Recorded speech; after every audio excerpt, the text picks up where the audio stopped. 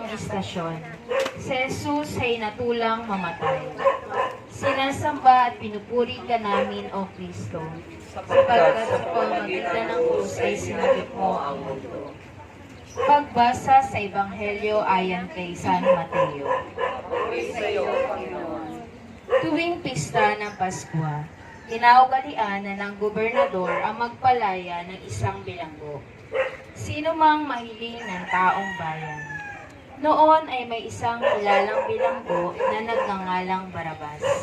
Kaya nang magkatipon ang mga tao, tinanong sila ni Pilato, "Sino ang ibig ninyong palayain ko? Si Barabas o si Jesus na tinatawag na Kristo?"